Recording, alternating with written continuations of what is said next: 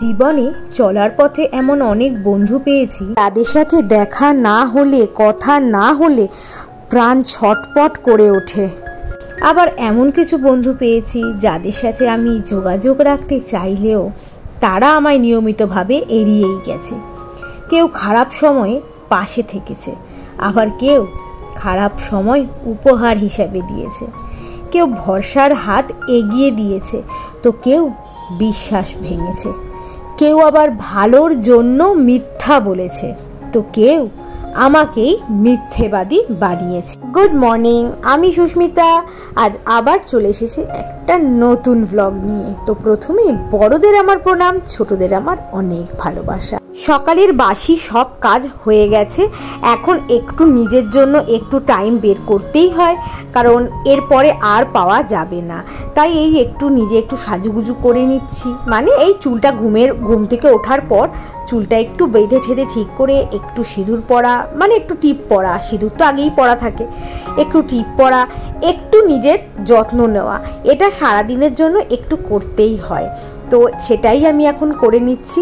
এরপর চলে যাব চা করতে, তারপরে শুক্লা চলে আসবে, ওকে রান্নাবান্না বুঝে দিতে হবে। আর আজকে আমার প্রচুর কাজ আছে, অনেক কাছাকাছি আছে, সেগুলোকে সব ওয়াশিং মেশিনে দিতে হবে। তারপর আছে ভাঁজ করা। এই ভাঁজ করাটা হচ্ছে একটা চরম বিরক্তিকর ব্যাপার, তো কিছু করার নেই, করতেই হবে। এতদিন ধরে রং হয়েছে, তার জন্য প্রচণ্ড পরিমাণে ধুলো বালি যা যা হওয়ার সব কিছুতে ভরে আছে, সেগুলোকে এখন সব পরিষ্কার করাই চলছে, গোছানো এগুলোই চলছে। তো আজকে দরজা ফরজাগুলো একটু পরিষ্কার করতে হবে। তারপরে তো ধুলো বালি তো রোজ আছেই, সামনে সব কনস্ট্রাকশনের কাজ চলছে, সেগুলো তো আছেই, তার জন্য রোজই পরিষ্কার করতে হয়, সেগুলোই করব। তার আগে এক কাপ চা তো খেতেই হবে, না হলে তো এনার্জি পাবোই না। এক কাপ চা আর দুটো বিস্কুট, এই খেয়েই এবার লেগে পড়বো আমার কাজে। আর শুক্লাও এই যে চলে এসছে, আজকে আলু পটলের তরকারি করা হবে, আর হচ্ছে ফুলকপি আলু ভাজা, আর এখানে হবে ঢেঁড়স আলু ভাজা। তো এই হবে আজকে আমার রান্না। আর টিফিনে আছে লুচি হবে, লুচিটা দিয়েই ফুলকপি আলু ভাজা করা হবে। তো শুক্লা এদিকে একে একে সব কিছু করতে থাকুক, আর আমি আমার কাজে চলে যাব এবার। এই যে লুচিগুলো ভাজছে, আর লোভ সামলাতে পারলাম না, তাই একটু ভিডিও করেই নিলাম। শুক্লাই বলল, দিদি চলে এসো, লুচিগুলো ফুলছে, তাই চলে এসে ভিডিওটা করে নিলাম। তাহলে আমি আমার কাজে চলে গেছিলাম। এই যে এবার প্রচণ্ড খিদে পেয়েছে, তার জন্য একটু খাবারটা তো খেতে হবে, একটু পেটে তো দিতে হবে না, তারপরে তো কাজ করতে পারবো। তাই এই যে 3টে লুচি নিয়ে নিলাম আর ফুলকপি আলু ভাজা, এই দিয়ে এবার ব্রেকফাস্টটা সেরে ফেলি। তারপরে যা যা কাজ আছে, মানে কাঁচাগুলোকে মেলবো, যা যা আর বাকি কাজ সবই তোমাদের সাথে শেয়ার করছি।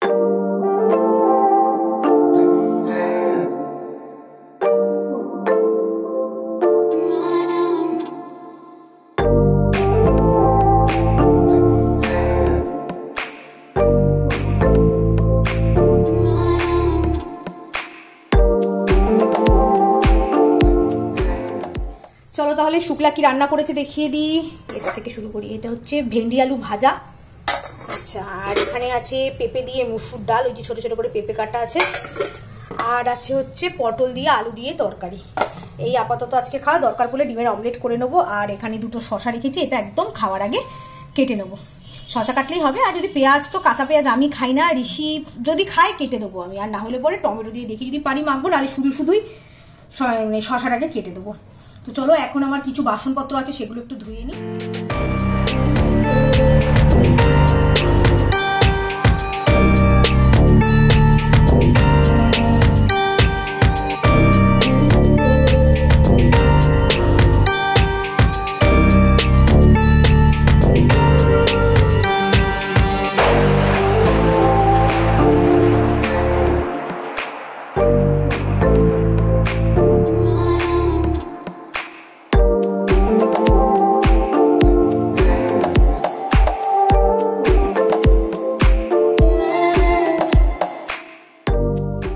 এখন একটু বাজারে যাব, কারণ হচ্ছে ইজি আনতে হবে। ঋষির ব্লেজারটা ভাবছি এবার বাড়িতেই কাচবো, দোকানে দেবো না।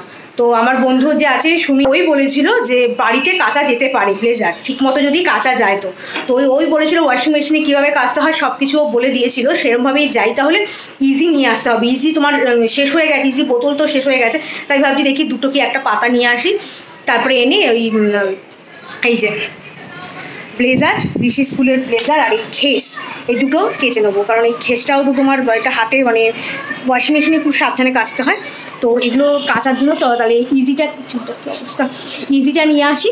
তো চলো, ঋষিও বাড়িতেই আছে, ও এখন আর স্কুল আর পাঠাচ্ছি না, 5 তারিখে যাবে। সেই 5 তারিখে লাস্ট ওয়ার্কিং দিয়ে 5 তারিখ যাবে, আর 10 তারিখে পিটিয়ে খাতা ফাতা সব বেরিয়ে গেছে, মোটামুটি ঠিক আছে, ভালোই অ্যাভারেজ ঠিক ভালোই আছে। তো ছাদ তো প্রচুর কেচেছি, শীতে জামা কাপড়, তারপরে সব কিছু মোটামুটি। আর ক্লিপ নেই আমার লাগানোর মতো, আর ক্লিপ নেই, এগুলো সব সরে যাবে, এগুলো নোংরা আছে সব কেচে দিয়েছি। ওগুলো শীতের জামা কাপড়গুলো সব গ্রিলে দিয়ে দিয়েছি, ওগুলো মোটামুটি শুকিয়ে গেছে, তাই ওটা মানে গ্রিলে দিয়ে দিয়েছি। আর বাকিগুলো যেগুলো এখন মেললাম সেগুলোকে দড়িতে দিয়ে দিয়েছি। তো চলো এখন বাজারে যাই আমি, তারপরে এসে বাকি কাজগুলো করবো। ভাত বসাতে হবে, আর যা যা কাজ আছে সেগুলো করতে হবে।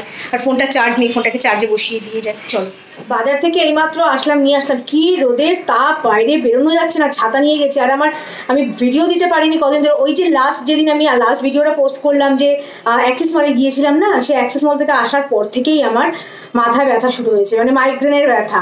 সে ওটা কবে গিয়েছিলাম, 26 তারিখ, মানে 26 তারিখ যেদিনকে শিবরাত্রি ছিল, সেই দিন গিয়েছিলাম।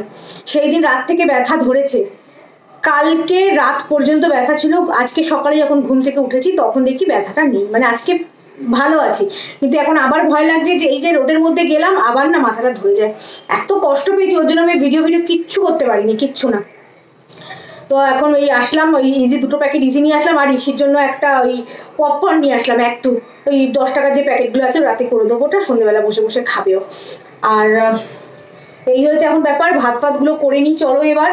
সব তো শুক্লা কাজকর্ম করে দিয়ে গেছে, কি কি রান্না করেছে সেটাও তো তোমাদের দেখিয়েই দিয়েছি। তো চলো এখন বাকি কাজগুলোকে করে নিই। বাজার থেকে একটু ফলও নিয়ে এসেছিলাম। রোদের মধ্যে যা পেয়েছি আমার আর শরীর দিচ্ছিল না, এত রোদ উঠেছে বাইরে, ভালো লাগছিল না। তো এইটুকুই একটু ফল নিয়ে আসলাম।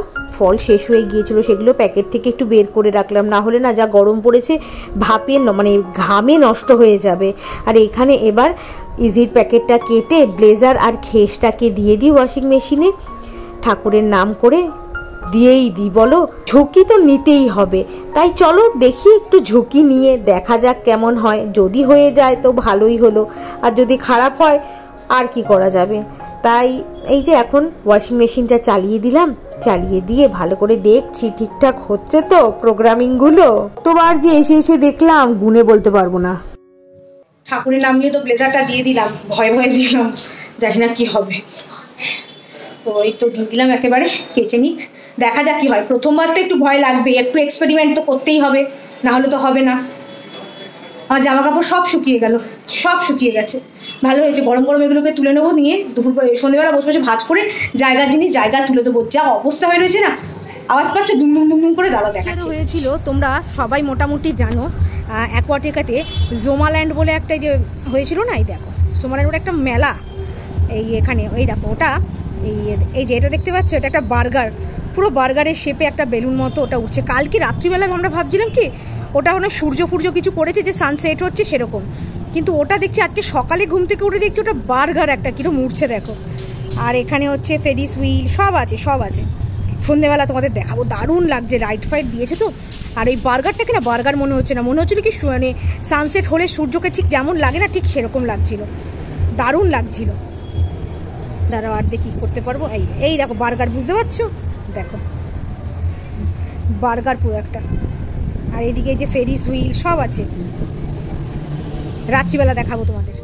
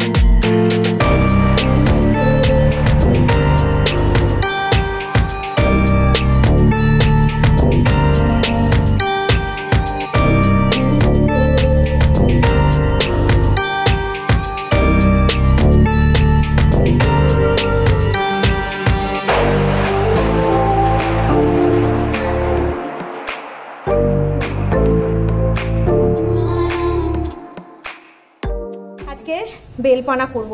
আমি ঋষি আমরা খুব পছন্দ করি এই বেলপানা খেতে। আজকে বানাবো, জানি না কেমন আছে ভিতরটা, দেখে তো মনে হচ্ছে ভালো, গন্ধ আছে ভালো। এই দেখি দুপুরবেলা নাগাদ করব, তারপরে ঋষি ঘুম থেকে উঠবে, তারপরে খেয়ে নেবে। তো এটা বানাবো পরে।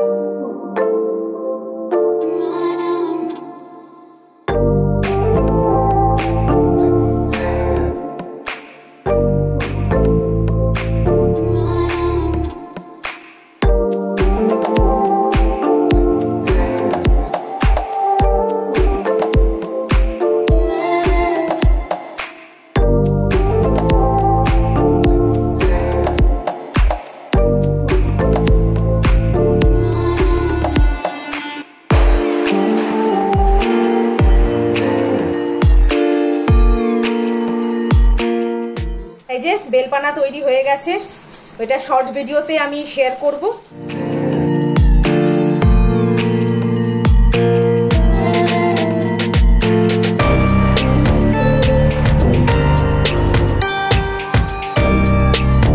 ওই দেখো বলেছিলাম না জোমাল্যান্ডের, ওই দেখো, দেখেছো বার্গারটাকে কেমন মনে হচ্ছে না? এটা বার্গার মনে হচ্ছে কি? কোনো দিক থেকে আমার মনে হচ্ছে না, দূর থেকে বুঝে যাচ্ছে না একদম, কি ভালো লাগছে দেখো।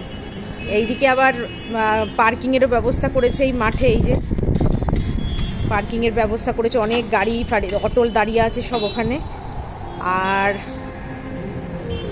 এই যে এই দিক থেকেও আসছে গাড়ি, অনেক গাড়ি আসছিল দুপুরবেলা আমি দেখছিলাম। আজকে আর কালকে মনে হয় 2 দিন হবে। এই যে এখন বাজে 7:15, মানে সন্ধ্যে 7:15। তো চাটা খাওয়া সব কিছুই মোটামুটি কমপ্লিট হয়ে গেছে। তো এখন বিশাল বড় কাজ আছে একটা। এক হচ্ছে প্রথমে নিচে যাব একটু, কারণ ঋষির সায়েন্সের টিচার একজনকে কথা বলেছি, উনি ভিতরেই টিউশনে আসেন, মানে টিউশন করাতে আসেন। তো ওনার সাথে কথা বলবো, উনি মেসেজ করেছিল নিচে একটু যাওয়ার জন্য, তা ওনার কাছে একটু যাবো, গিয়ে কথা বলে আসি।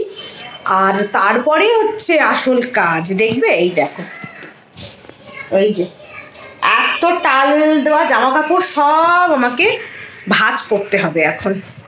ওগুলো এখন সব ভাঁজ করব, আগে কথা বলে আসি তারপরে ভাঁজ করব।